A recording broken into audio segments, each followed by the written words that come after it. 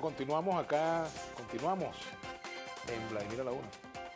Continuamos aquí en Vladimir a la Una. Felipe, ¿cómo estás, Felipe? ¿Cómo te va? ¿Cómo está, Vladimir? ¿Cómo están las cosas? Bien, bueno, evaluando aquí todavía, haciéndole seguimiento al tema de las primarias y a la situación política del país, ¿no? El MAS no concurrió a la primaria porque el MAS es un partido que está fuera de la MUD, partido independiente de la MUD, ¿no? O sea, está fuera de la MUD, pero tiene su lectura de lo que pasó ese día. Ustedes han venido declarando en torno al tema.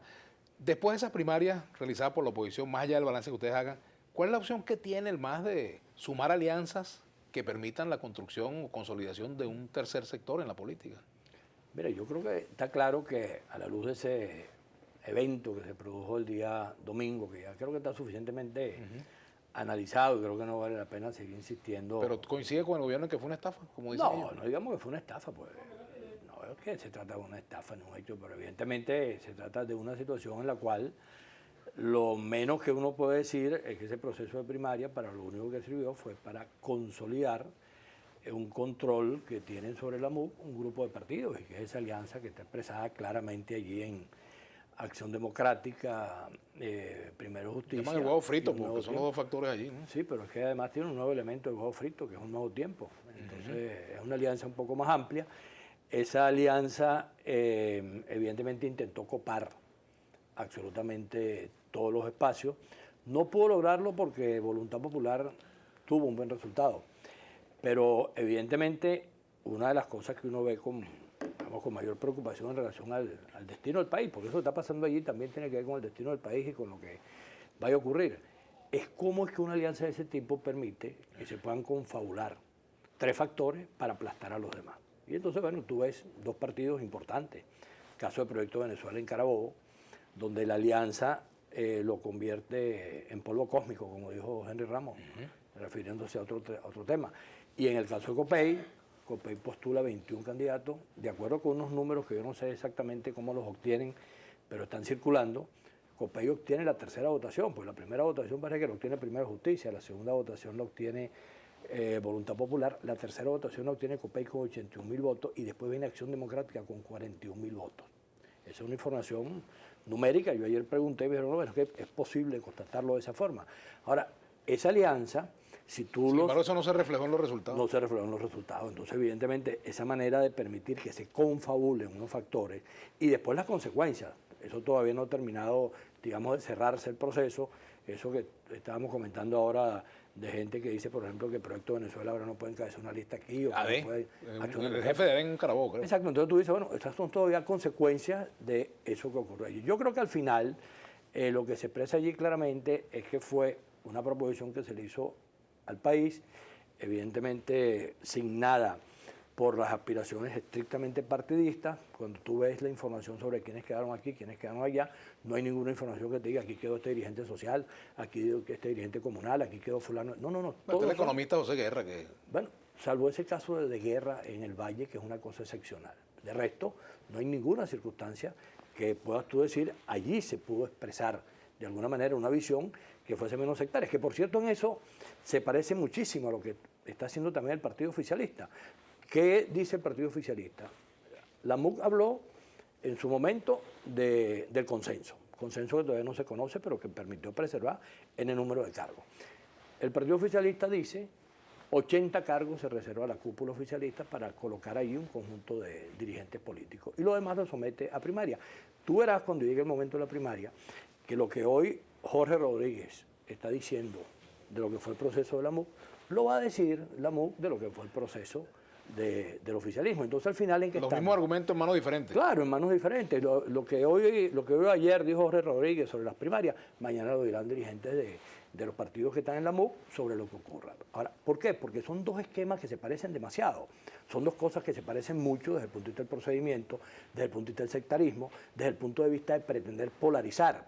Y exactamente lo que el país está tratando de construir en términos de su opinión política es una manera que el país no siga polarizado. Tú ves las encuestas y todas las encuestas te van dando un porcentaje de venezolanos que cada vez es mayor, que te dice, no me gusta este gobierno, pero tampoco me gusta esta alternativa. ¿Y qué está haciendo el MAS y qué puede hacer el MAS de aquí a octubre, noviembre, diciembre, que sean las elecciones, para tratar de captar ese sector. Tú sabes que lo que está enamorar ese pasando en sector, este momento... o interpretarlo. Sí, porque lo que está pasando en este momento no es la primera vez que ocurre. Hay gente que a mí me ha preguntado o me ha dicho, bueno, Felipe, ¿y cuándo es que Venezuela no está polarizada?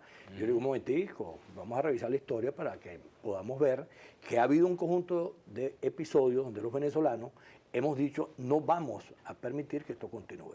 Eso ocurrió cuando Caldera, con el chiripero, derrotó al bipartidismo de Adey de Copey en aquel momento.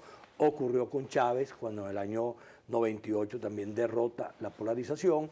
Ocurrió en todos los procesos regionales que en aquel momento se dieron cuando después de la elección, que se convierte en ley la elección directa de gobernadores y alcaldes, gana Tablante, gana Andrés Velázquez, después Lolita Nillar, Ramón Martínez, Orlando Fernández, aproximadamente 10, 12 gobernadores que ganan quebrando también la polarización. Bueno, porque la descentralización permitió mostrar los matices regionales. Claro, y permitió que eso se quebrara. Claro. Pero también en la época de Chávez, que la gente dice que no ha ocurrido, en el año 2007, cuando Chávez se tira por lo que fue su mayor error político, que fue cerrar el Canal 2 y someter a referéndum la reforma autoritaria, ahí también se rompe la polarización. Y 3,5 millones de venezolanos que habían acompañado a Chávez en la candidatura presidencial le dijeron, mira, no te vamos a acompañar en esto, y Chávez pierde ese referéndum. Es decir, que la conducta de los venezolanos hoy tiene unos antecedentes que indican que claramente cuando un 50, un 40, por ejemplo, Chemel dice que es el 39, Seijas, que no había admitido ninguna encuesta hasta ahora, una opinión de Seijas que está entre el 15 y el 17. Otros dicen que está entre el 40 y el 50, de venezolanos que dicen ni me gusta esto, ni me gusta lo otro. Todavía no tienen una alternativa. Digamos que tienen, la conducta que asuman será decisiva. Si votan y votan distinto a esas dos opciones, establecerán abiertamente una posibilidad de romper la polarización. Ahora, lo que pudiera afectar o atentar contra esa posibilidad, Felipe, es el propio sistema electoral que tenemos en Venezuela, que es un sistema de mayorías, ¿no? Sí, pero aún existiendo el sistema de mayorías, que es un sistema como lo definió Luis Formayor, que más que un sistema de mayorías es un sistema pinochetista, porque es idéntico al que tenía Pinochet en Chile, que tuvo que ser sustituido después por un sistema proporcional de representación, etcétera, como el que teníamos en el pasado en Venezuela. Pero aún así, cuando tú revisas circuito por circuito, te das cuenta que efectivamente es posible que una masa de votos tan grande como la que te representa allí, de acuerdo a cómo actúe, puede tener la posibilidad de convertirse en un factor que después llegue a lo que es más importante, que es evitar que ese parlamento que tenemos siga siendo un parlamento polarizado. Es evidente que a nadie le sirve el parlamento que tenemos en este momento. Tú no puedes tener un parlamento con un gendarme que trata de imponer el ritmo de todo lo que se haga y unos sectores opositores que ante eso están inertes. Tú tienes que buscar un parlamento que tenga la dinámica de los parlamentos, que pueda dialogar, que pueda ser plural, que pueda ser un escenario de búsqueda de soluciones, en donde efectivamente se pueda construir.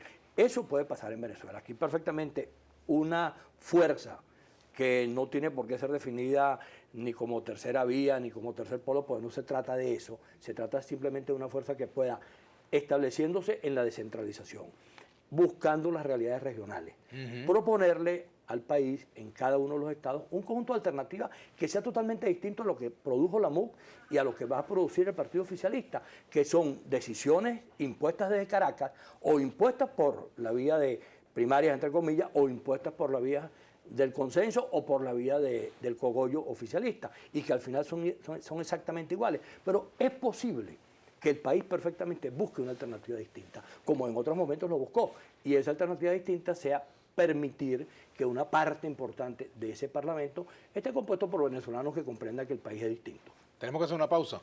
Al retorno seguiremos conversando con Felipe Mujica. ¿Ya?